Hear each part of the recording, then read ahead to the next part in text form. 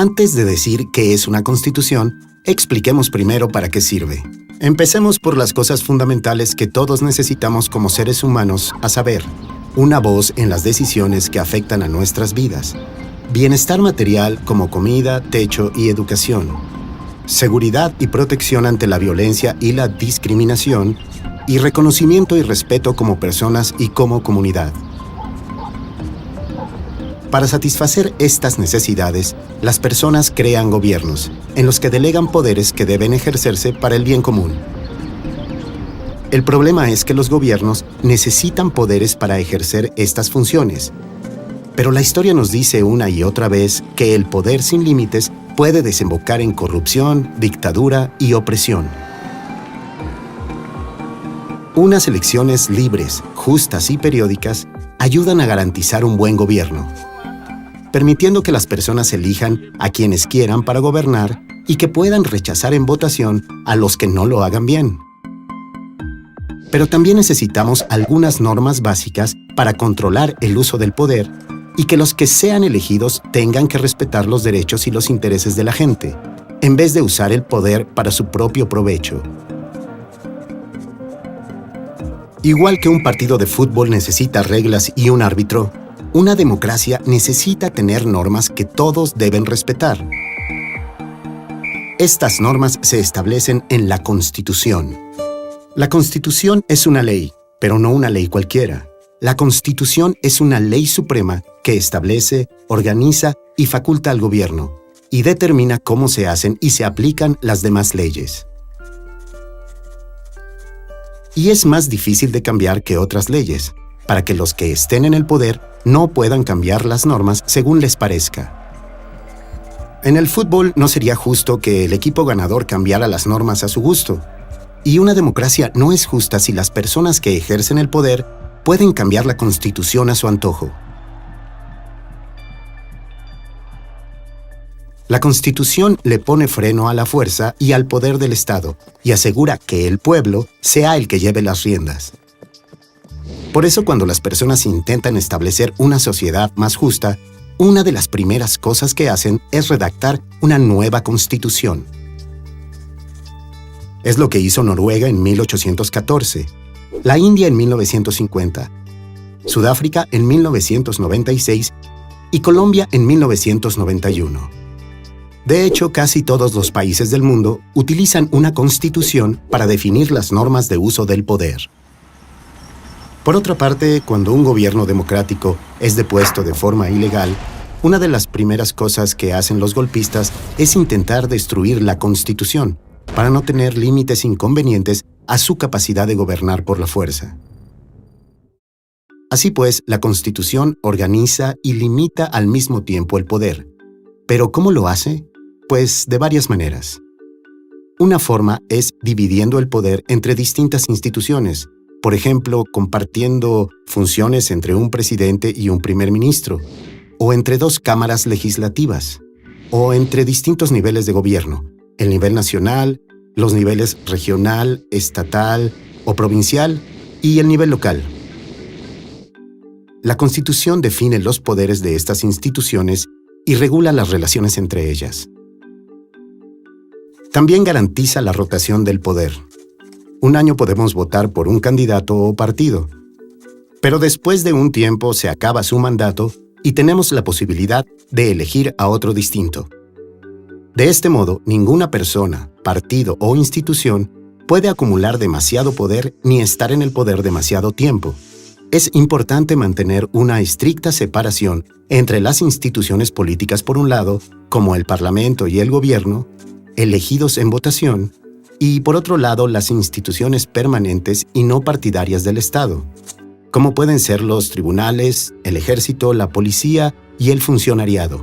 Las constituciones también limitan el poder diciendo qué es lo que pueden y no pueden hacer los gobiernos. Por ejemplo, los derechos constitucionales pueden establecer que una persona no puede ser torturada ni encarcelada sin un motivo legítimo y que la libertad de expresión es inviolable.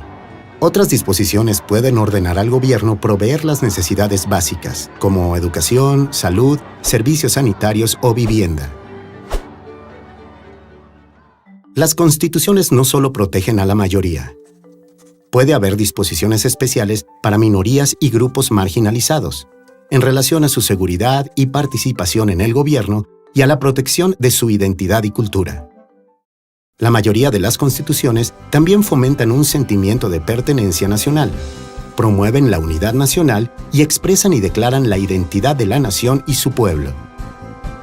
La Constitución anuncia a los ciudadanos, al propio gobierno y al mundo exterior qué es la nación, cuáles son sus valores, de dónde procede y cuál es su visión de futuro. Una buena Constitución solo es un paso en el camino hacia una sociedad pacífica, próspera y democrática, pero es un paso fundamental.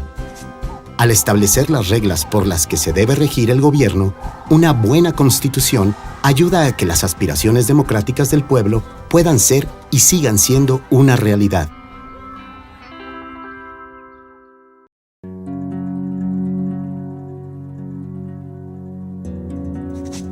La primavera árabe, el final del apartheid en Sudáfrica, la caída del muro de Berlín.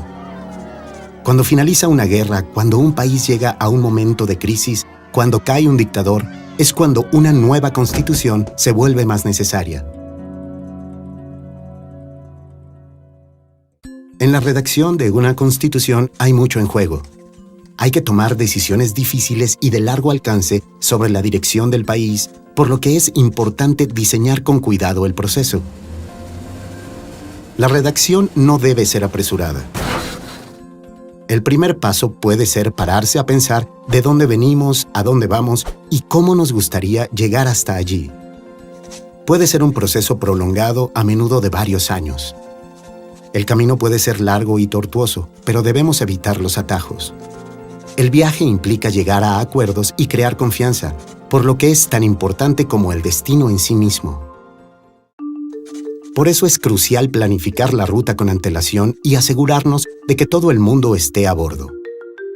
Pero ¿cómo diseñamos el proceso? ¿Quién redacta la Constitución y cómo lo hace? La mayoría de las constituciones dicen estar escritas por nosotros el pueblo. Pero aunque millones de personas la hayan aprobado con su voto, ¿cómo escribiría tanta gente con una sola pluma? La redacción de la Constitución en sí se confía a un órgano constituyente. Este órgano puede adoptar diversas formas. Puede ser un grupo grande o pequeño de personas, elegidas o nombradas.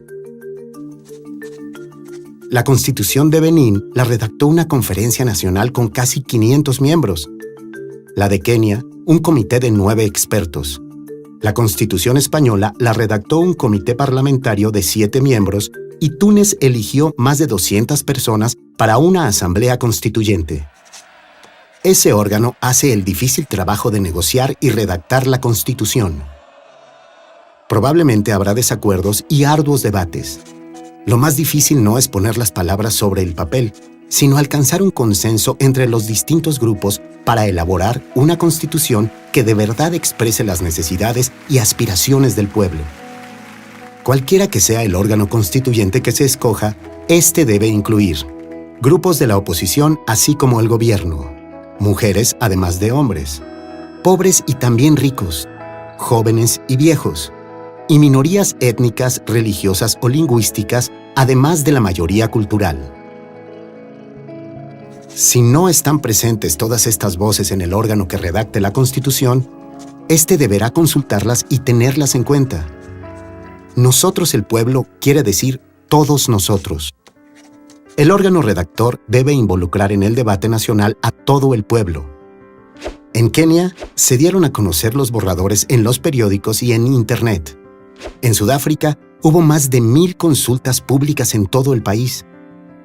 En Túnez se hicieron debates por televisión y se discutieron los temas en las redes sociales.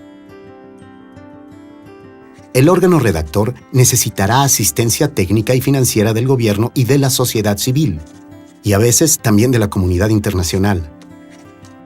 Pero siempre debe mantenerse independiente de todo interés ilícito o contrario a la democracia.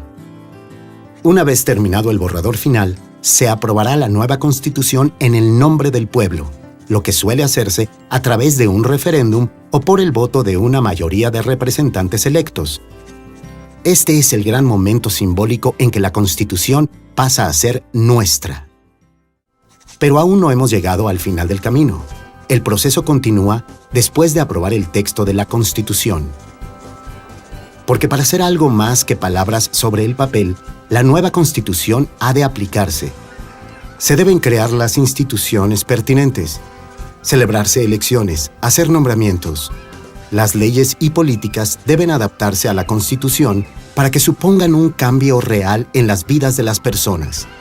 Si el proceso ha sido legítimo e incluyente, y si el pueblo se siente autor de la Constitución, esta será la defensora y protectora de la democracia durante las próximas generaciones.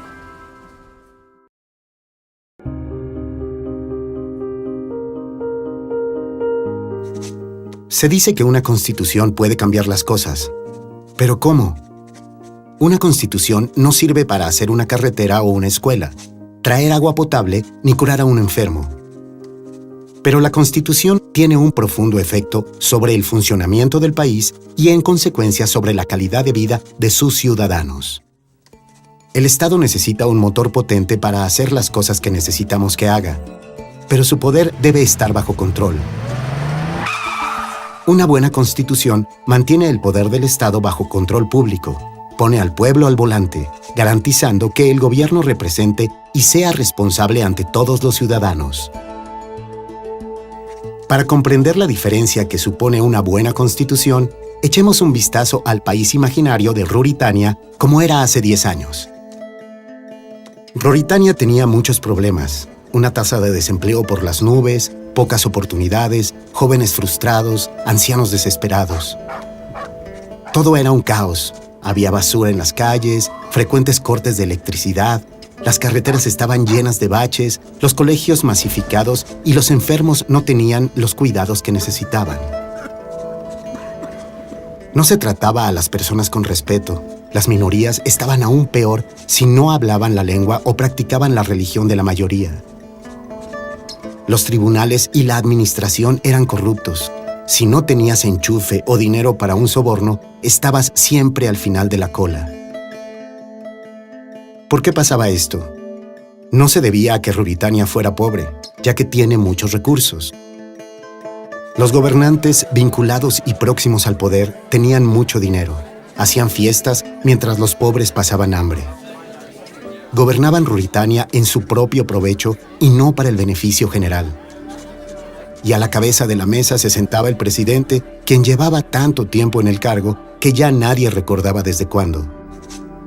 Había llevado al país exactamente a donde quería, a su bolsillo y bajo la suela de su zapato. Las elecciones eran una farsa. Cualquier persona que se atrevía a levantar la voz acababa en prisión. El sistema estaba completamente corrompido. ¿Pero cuándo empezaron a ir mal las cosas? Parte del fallo se debió al poder prácticamente ilimitado en manos del presidente y su camarilla. Su presencia ensombrecía el país. No había límite al número de veces que podía ser reelegido y existían pocas limitaciones a lo que podía hacer. Bajo su dominio, el Parlamento no tenía poder real y la independencia de los tribunales era limitada. No había nada que impidiera al presidente nombrar a su hermano jefe del ejército o a sus primos y sobrinos embajadores y jueces o firmar contratos públicos con sus amigos. La Constitución era demasiado débil para proteger al pueblo y no contemplaba restricciones frente al abuso de poder del presidente. En lugar de dar poder al pueblo, la Constitución lo reprimía. El Estado se había convertido en su amo, en lugar de ser su siervo. Pero afortunadamente, la historia no acaba así. Hace 5 años el pueblo de Ruritania se levantó cuando se supo que el presidente tenía previsto colocar a su hijo en su puesto. Se dieron cuenta de que sus esperanzas de dignidad, justicia, igualdad y derechos no se harían realidad con solo sustituir a un dictador por otro. Necesitaban cambiar las normas, así que redactaron una nueva constitución, sobre cuyos cimientos se construiría una Ruritania democrática. Pese a sus diferencias, muchos y diversos grupos de la sociedad llegaron a un acuerdo e identificaron 5 objetivos comunes para el cambio constitucional. Lo más importante era reducir el excesivo poder del presidente. Limitaron sus poderes ante el Parlamento y los tribunales, y su capacidad para realizar nombramientos. Pusieron límite al número de mandatos. En el futuro, un presidente solo podría servir durante 2 mandatos y después tendría que ser sustituido. Otra necesidad urgente era dar poder al pueblo para participar en el proceso político. La Constitución permitió la formación libre de partidos políticos con opciones reales en las futuras elecciones. Creó también una comisión electoral independiente para garantizar que esas elecciones fueran libres y justas. En tercer lugar, se estableció la independencia de la judicatura y se fortaleció el Estado de Derecho para defender los derechos humanos. Así el pueblo podía expresar sus opiniones sin miedo y acabar con las injusticias del pasado. La cuarta necesidad era dar a todos los ciudadanos un asiento en la mesa. Las minorías étnicas y religiosas, las mujeres y quienes habían sido excluidos anteriormente pudieron reclamar nuevas normas constitucionales que protegieran sus derechos y garantizaran su representación parlamentaria. Por último, en vista de que las zonas rurales y las provincias habían sido ignoradas, la nueva Constitución descentralizó el poder, otorgando a las comunidades locales más participación en sus propios asuntos. Ruritania aún no es perfecta, pero sus habitantes ya no viven en silencio y con miedo. Y las mayores oportunidades de participación democrática permiten a las personas decidir sobre sus propios asuntos y los de sus comunidades. La libre competencia para los cargos políticos obliga al gobierno a atender a las exigencias del pueblo, ya sean en educación, salud o carreteras. Si los que están en el poder no cumplen, serán depuestos en las próximas elecciones. Gracias a la nueva Constitución, el pueblo tiene ahora las herramientas que necesita para forjarse un futuro mejor.